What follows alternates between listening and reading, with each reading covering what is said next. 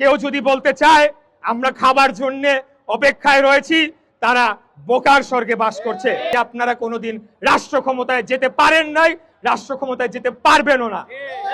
আপনারা সকলেই জানেন যে গত 5ই অগস্ট খুনি স্বৈরাচারী ফ্যাসিস্ট হাসিনা একটি গণ অভ্যুত্থানের মুখে দেশ ছেড়ে পালিয়ে গিয়েছে।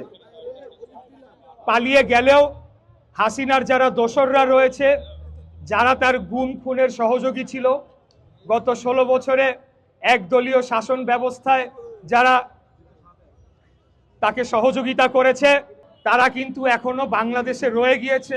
বিশেষ করে বিভিন্ন সরকারি দপ্তরগুলোতে তারা এখন বহাল তবিয়তে রয়েছে এবং তারা ষড়যন্ত্র করে চলেছে।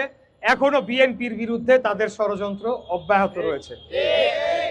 বৃহৎ অন্য রাজনৈতিক দলের নেতার মুখে শুনলাম যে এক দল খেয়ে গিয়েছে, আরেক দল খাওয়ার জন্য নাকি বসে রয়েছে।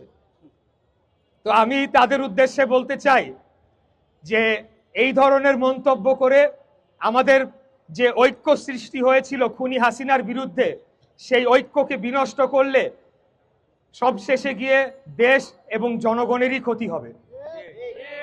আমরা 16 বছর দেশনেত্রী বেগম খালেদা জিয়া এবং তারেক রহমানের নেতৃত্বে যে আন্দোলন সংগ্রাম করেছি, সেটি একটি ঐতিহাসিক আন্দোলন হয়ে থাকবে।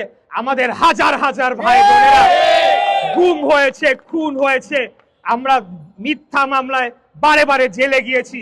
আমাদের উপর এমন কোনো অত্যাচার নির্যাতন নাই যেটা করা হয় নাই। আমাদের ব্যবসা বাণিজ্য নিয়ে যাওয়া হয়েছে।